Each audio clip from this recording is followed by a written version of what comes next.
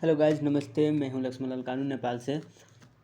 आज हम लोग बात करेंगे मैकेनिज्म ऑफ यूनिट फॉर्मेशन, जो हमारे pre medical nursing एच.ए. Lab technicals में पढ़ाया जाता है फर्स्ट ईयर में। और ये जूलॉजी और एनाटॉमी सब्जेक्ट के में पढ़ाया जाता है। और ख़ास करके ये बहुत ज़्यादा ही इम्पोर्टेंट VBI बोले तो ये टॉपिक है। और इस टॉपिक को डिस्क्राइब करने का हमारे एग्ज़ाम में कहते हैं, और एग्ज़ाम में बहुत बार आ चुका है। ये क्वेश्चन रिपीटेड है और बहुत ही VBI है। आज हम इस मैकेनिज्म को समझेंगे, इस यूरिन फॉर्मेशन को समझेंगे। यूरिन फॉर्मेशन कहाँ होता है, कैसे होता है, और पूरे स्ट्रक्चर के साथ हम आपको बताएंगे। और यूरिन फॉर्मेशन हमारे किडनी में होता है। किडनी के नेफ्रॉन में, जो हमारे किडनी के अंदर मिलियंस नेफ्रॉन होते हैं, लेकिन हम एक नेफ्रॉन में बनता है। जो यूरिन फॉर्मेशन कैसे कैसे होता है उसके सब बताएंगे इस वीडियो में। और हर एक फंक्शन भी बताएंगे इसमें क्या क्या होता है। और ये रहा हमारा नेफ्रॉन का स्ट्रक्चर, हमने ड्रॉ कर दिया है। और इसमें वेल लेवल तो नहीं है, लेकिन इस लेवल ज़रूर कर रहे हैं, क्योंकि आप लोगों को पता चलना पड़ेगा चाहिए भी पता चलना चाहिए भी कि कौन कौन सा पार्ट को क्या क्या कहा जाता है। तो ये हमारा हो गया एफरेंट आर्ट्रियोल, ये हो गया इफरेंट आर्ट्रियोल। एफरेंट आर्ट्रियोल जो बाहर से अंदर लेकर आता है, क्या करता है, बाहर से अंदर लेकर आता है ब्लड को, और यूरिन को ब्लड को प्यूरिफाई करता है। यहाँ पर मतलब फिल्टर करता है, प्यूरिफाई नहीं करता, फिल्टर करता है। वही प्यूरिफाई और फिल्टर करता है। और यहाँ पर ये हो गया हमारा इफरेंट आर्ट्रियोल, जो अंदर से बाहर ले जाता है। अंदर से बाहर ले जाता है, कहाँ पर ले जाता है, तो इस द्वारा कलेक्टिंग डक्ट, ये हो गया हमारा कलेक्टिंग ट्यूबुल, इसको कहते हैं कलेक्टिव ट्यूबुल। कलेक्टिंग डक्ट का है या कलेक्टिंग ट्यूबुल का है। और ये हमारा हो गया ग्लोमुलस, और ये हो गया बोमन से कैप्सूल। ये हो गया बोमन से BOWMAN CAPSULE, बोमन से कैप्सूल। यहीं पर हमारा ब्लड प्रेशर इधर आर्ट्रियोल हो रहते हैं। यही आर्ट्रियोल, जो एफरेंट आर्ट्रियोल, और ये रहा इफरेंट आर्ट्रियोल। ये रहा इफरेंट आर्ट्रियोल, क्या रहा, इफरेंट आर्ट्रियोल। ये रहा हमारा इफरेंट आर्ट्रियोल। तो इधर से हमारा ब्लड फिल्ट्रेशन होकर ऐसे आता है, जो इस पार्ट को हम लोग कहते हैं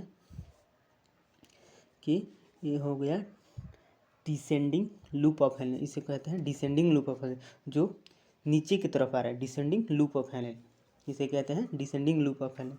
तो इसे हम यहाँ पर लिख देंगे डिसेंडिंग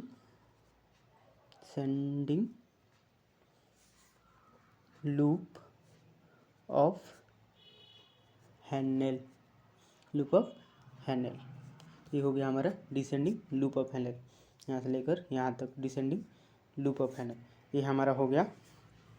इस पार्ट को कहते हैं क्या, प्रोक्सिमल कॉन्वोल्यूटेड ट्यूब। इसे कहते हैं प्रोक्सिमल कॉन्वोल्यूटेड ट्यूब। इसे क्या कहते हैं, प्रोक्सिमल PROXIMAL प्रोक्सिमल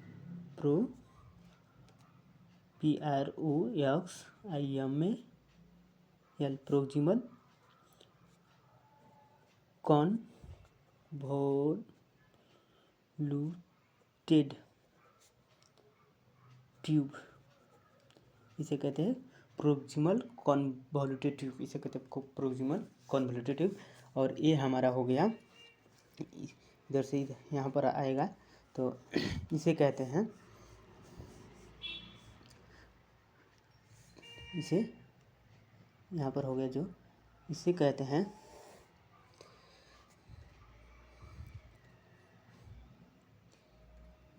हैं डिजिटल कॉन्वोल्यूटेड ट्यूब। डिजिटल क्या, डिजिटल। तो प्रोक्सिमल हो गया, ये डिजिटल हो गया। पहला ऊपर वाला भाग को प्रोक्सिमल, और नीचे वाला भाग को यहाँ पर जो है कलेक्टिव डक्ट के पास, तो इसे कहते हैं डिजिटल। क्या कहते हैं, digital. DISTAL digital convoluted tube, digital convoluted tube, ये हो गया डिजिटल कॉन्वोल्यूटेड ट्यूब। और इसे हम लोग क्या बोले, यहाँ पर क्या बोले हम कि ये जो पार्ट है इसे कहते हैं कलेक्टिंग डक्ट का लिखे और कलेक्टिंग ट्यूबवेल लिखे, collecting tubule TUBUL collecting tubule. और इसे कहते हैं इस पार्ट को कहते हैं, इस पार्ट को हम लोग कहते हैं क्या इधर से ये हो गया हमारा डिसेंडिंग, इस पार्ट को कहते हैं, पहले इस पार्ट को लिख दे, इस पार्ट को हम लोग कहते हैं असेंडिंग। ये नीचे की तरफ है तो डिसेंडिंग, ऊपर की तरफ लेकर जा रहा है तो इसे करेंगे असेंडिंग। असेंडिंग इसे क्या कहते हैं, ascending, ASCENDING ascending loop of Henle, HENEL ascending loop of Henle, ये हो गया। और इस पार्ट को कहते हैं जो इस पार्ट को कहते हैं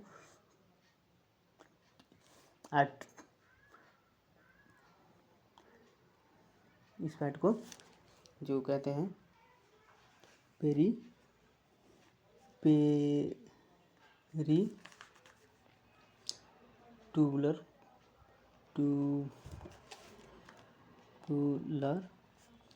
कैपिलरीज, ये सब यहाँ से लेकर यहाँ तक ये इफरेंट आर्टरियल है तो पेरिटुबुलर कैपिलरीज कहते हैं, यहाँ से लेकर यहाँ तक ये सब पेरिटुबुलर कैपिलरी का भाग हो गया, पेरिटुबुलर कैपिलरी। और लगभग हम लोग जो मेन पार्ट है उसका अवेलेबल कर दिए हैं। जैसे इफरेंट आर्टरियल हो गया जो अंदर से बाहर लेकर आता है, इफरेंट आर्टरियल हो गया जो बाहर से अंदर लेकर आता है इधर, तो बोमेन से कैप्सूल में, और बोमेन कैप्सूल कहाँ होता है तो ग्लूमुलर कैप्सूल में होता है, ये हो गया ग्लूमुलर कैप्सूल हो गया।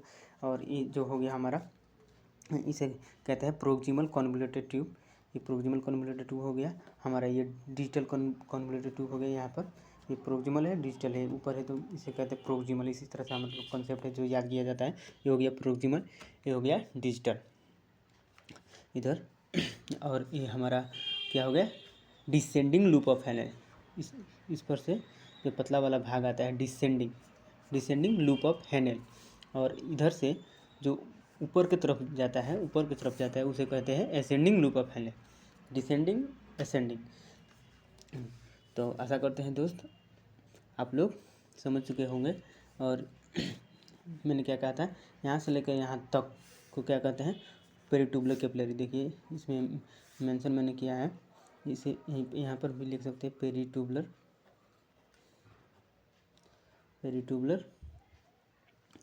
Capillary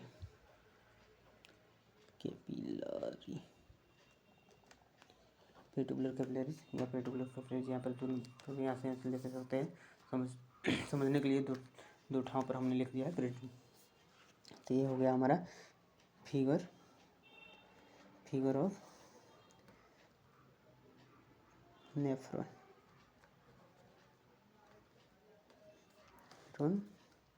of blood filtration blood filtration कहे जाए, blood filtration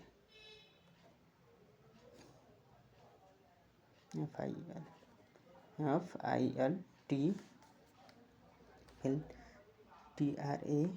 TRATION blood filtration, ये हो गया blood filtration. Nephron of blood filtration, of यहाँ पर ना लिखे हम लोग, नेफ्रॉन विथ लिखे, नेफ्रॉन विथ ब्लड फिल्ट्रेशन, क्योंकि यहाँ पर ब्लड का फिल्ट्रेशन का हम लोग के स्ट्रक्चर दिखा रहे हैं। और ब्लड फिल्ट्रेशन होता है तो यूरिन का फॉर्मेशन होता है। हम लोग इस स्ट्रक्चर को समझ गए। अब हम लोग क्या इसके मैकेनिज्म क्या है, किस तरह से बनता है वो समझेंगे। और मैकेनिज्म में क्या क्या होता है वो हम लोग यहाँ पर समझेंगे। तो हमारा फर्स्ट मैकेनिज्म में होता है जो ग्लोमुलर फिल्ट्रेशन का होता है। ग्लोमुलर फिल्ट्रेशन का जैसे हम यहाँ पर बात करेंगे, पहले कोई भी एफरेंट आर्टरी से आकर ग्लोमुलर में आएगा। किस में? ग्लोमुलर में आएगा, बोमेन से कैप्सूल में ग्लोमुलर तो इसके पहला मैकेनिज्म का नाम है ग्लोमुलर फिल्ट्रेशन। क्या? Glomerular filtration. तो हम लोग एक नंबर यहाँ पर दे के लिखेंगे, ग्लोमेरुलर फिल्ट्रेशन। TRATION फिल्ट्रेशन, ये हमारा हो गया ग्लोमुलर फिल्ट्रेशन। तो ग्लोमुलर फिल्ट्रेशन को हम लोग डिस्क्राइब कैसे करेंगे? तो किस तरह से हम लोग ग्लोमुलर फिल्ट्रेशन होता है किस तरह से, तो हम लोग इसमें लिखेंगे क्या, in the glomerulus blood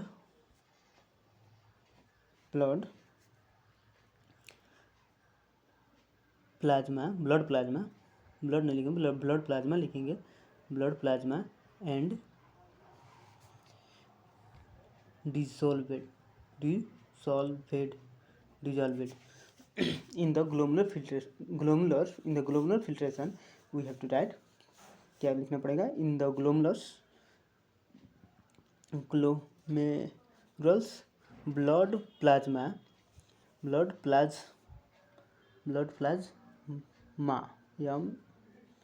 blood plasma and dissolved substance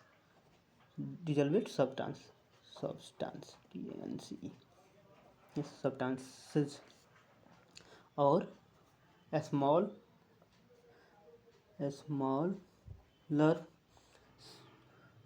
particles और सब्सटेंस, यहाँ पर स्मॉल सब्सटेंस लिखें, substances get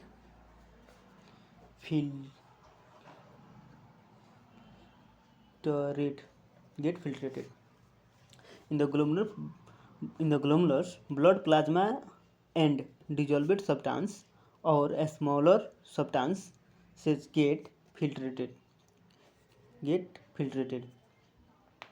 into the glomerular capsule। क्या? कैप्सूल। इस तरह से हम ग्लोमुलर फिल्ट्रेशन का मैकेनिज्म को लिख सकते हैं। In the glomerular blood plasma and dissolved substance और smaller substance get filtered into glomerular capsule में। ग्लोमुलर कैप्सूल में पहला क्या होता है, ब्लड आता है, जो ब्लड में क्या होते हैं, ब्लड प्लाज्मा और स्मॉल जितने सब ब्लड में हमारे पार्टिकल होते हैं, सब्सटेंस होते हैं, तो smaller substance get filtered into the glomerular capsule. पहले ग्लोमुलर कैप्सूल में फिल्टर होता है। दूसरा का इसका मैकेनिज्म क्या है कि ट्यूबुलर रीएब्जॉर्प्शन होता है। क्या होता है उसके बाद?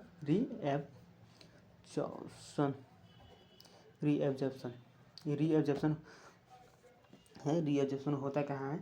तो रीएब्जॉर्प्शन हमारा यहाँ पर होता है, यहाँ पर रीएब्जॉर्प्शन होता है, इधर रीएब्जॉर्प्शन होता है, इधर से आकर यहाँ से रीएब्जॉर्प्शन होता है। छोटे छोटे पोर होते हैं इसमें भी, जो यहाँ पर आकर रीएब्जॉर्प्शन होता है। तो इसमें हमारा कि क्या हो जाता है, कौन सा चीज़ होता है, तो इसमें वाटर हो गया ने हो गया, जैसे हमारा ग्लूकोज हो गया, यहाँ पर रीएब्जॉर्प्शन होता है।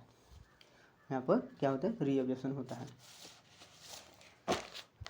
और इस ट्यूबुलर रीएब्जॉर्प्शन में वहाँ पर reabsorption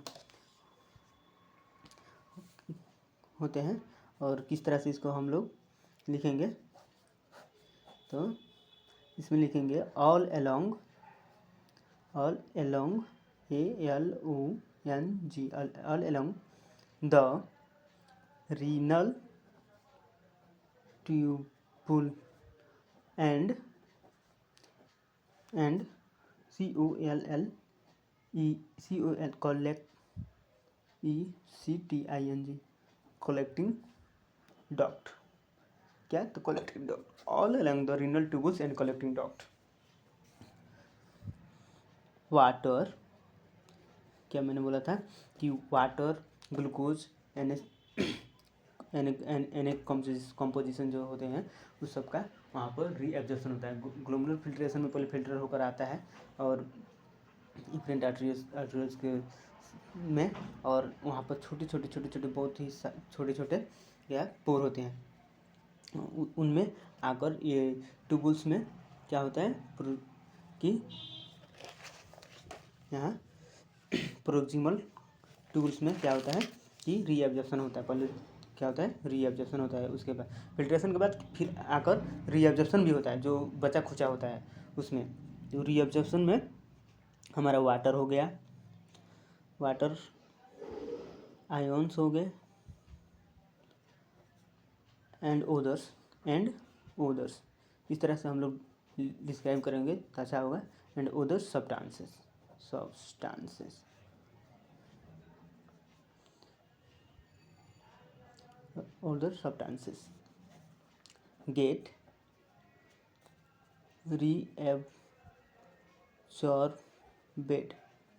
get reabsorbed from the renal tubule,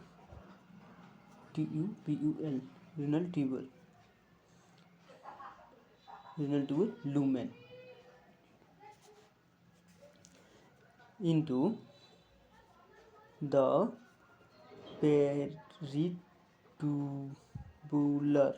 peritubular capillaries and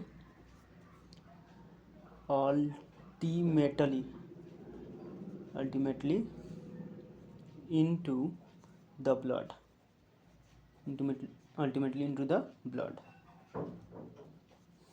इसका मतलब होता है क्या कि ट्यूबुलर रीअब्जॉर्प्शन में कैसे होता है कि all along the renal tubule and collecting duct water ions and other substances get reabsorbed from the renal tubules lumen into renal tubules into the peritubular capillaries and ultimately into the blood. ये क्या होता है कि पहले glomerular filtration होता है glomerular capsule में, और इफरेंट आर्टरियल से होते हुए हमारे जब ट्यूबुल्स पेरिट्यूबुलर कैपिलरीज के नज़दीक से गुजरता है जो इफरेंट आर्टरी, तो उसमें से क्या होता है कि रीअब्जॉर्प्शन होता है। देखिए यहाँ पर रीअब्जॉर्प्शन होता है। रीअब्जॉर्प्शन में इधर से के वाटर आयोन्स ग्लूकोज जो अंदर आ जाते हैं और फिर से इसमें चले जाते हैं और ब्लड में अल्टीमेटली अपने आप ही ब्लड में चले जाते हैं। ब्लड में आने के बाद क्या होता है कि अब हमारा आगे का प्रोसेस जो है ट्यूबुलर सेक्रेशन, इसके बाद क्या होता है? सेक्रेशन होता है। पहले तो फिल्टर हुआ, उसके बाद रीअब्जॉर्प्शन हुआ कि फिर से मतलब रीअब्जॉर्ब हुआ, और अब होगा क्या? Tubular secretion. उसी पेरिटल ट्यूबुलर से सेक्रेशन होगा, तो इसको हम लिखेंगे tubular secretion. Tubular secretion SECRETION RECTION secretion SECRETION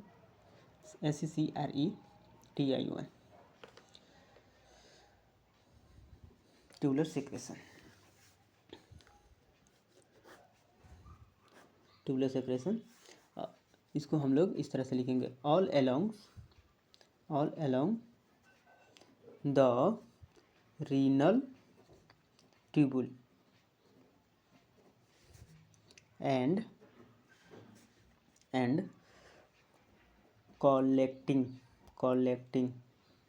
collecting duct substances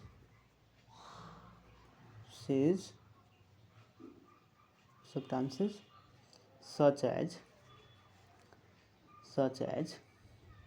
water, drugs and excess, क्या लिखे? excess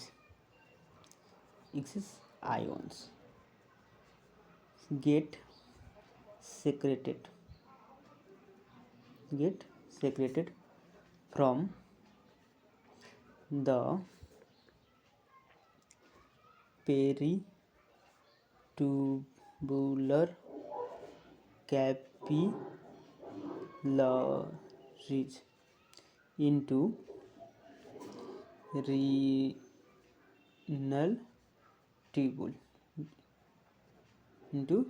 renal tubules। इसका मतलब क्या हुआ कि all along the renal tubules and collecting ducts, renal tubules और कलेक्टिंग डक्ट के बीच में अब क्या होता है, सेक्रेशन होता है। Substances such as water drops and excess ions get secreted. अब ट्यूबुलर में से अब सेक्रेशन होगा किसमें, तो कलेक्टिंग डक्ट में, all along the collecting ducts. तो किसमें सेक्रेशन क्या होगा, तो water drops and excess ions get secreted from the peritubular capillaries में से रिनल कलेक्टिंग डक्ट में सेक्रेट होंगे और रिनल ट्यूबुल्स में से कलेक्टिंग हो गए। तो दीज वो सब्सटेंसेस कहाँ जाएंगे, तो दीज सब्सटेंसेस अल्टीमेटली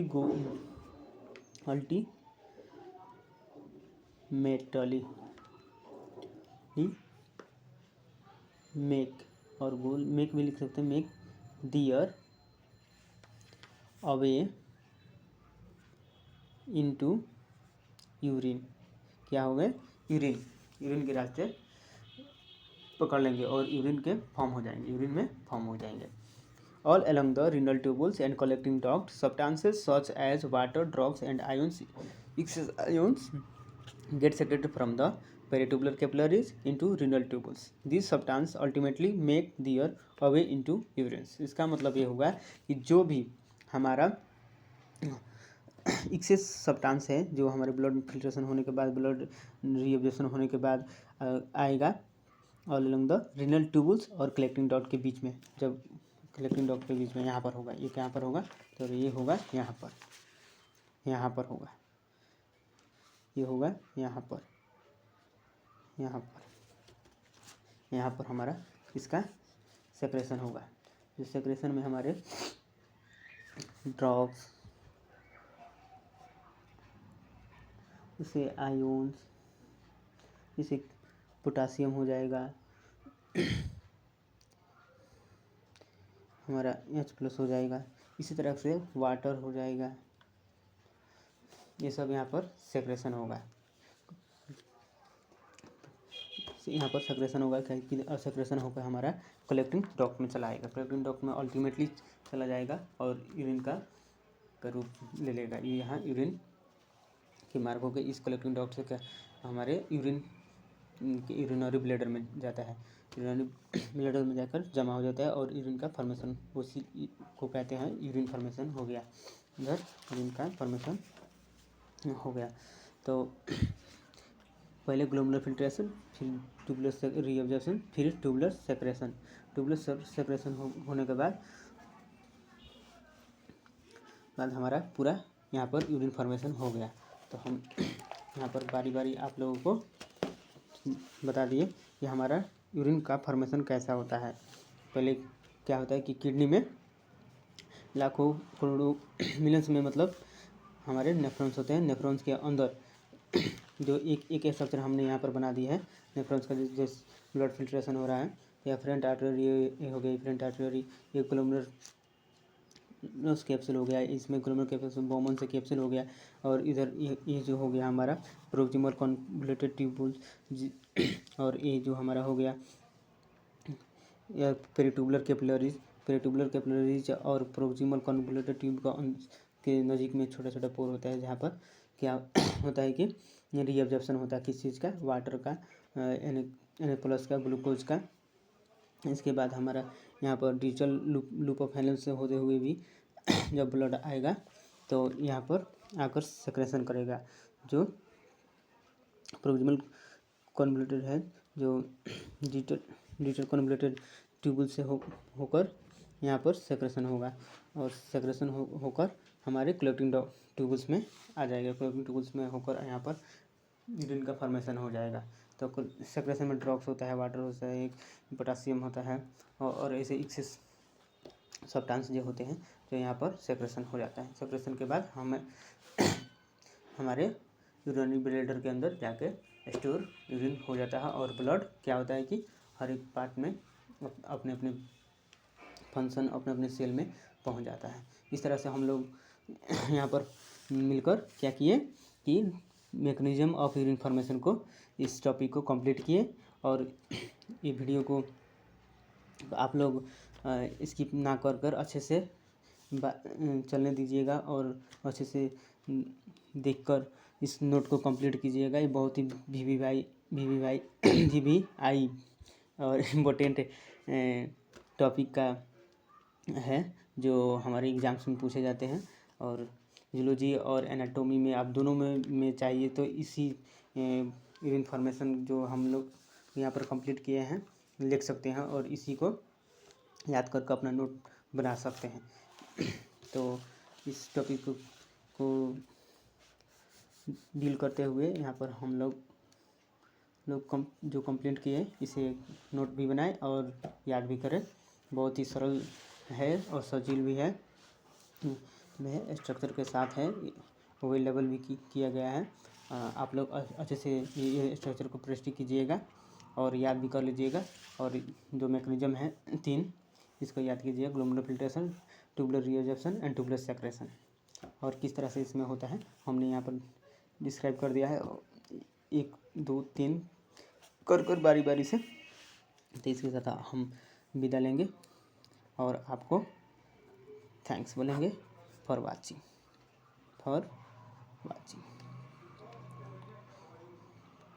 थैंक्स।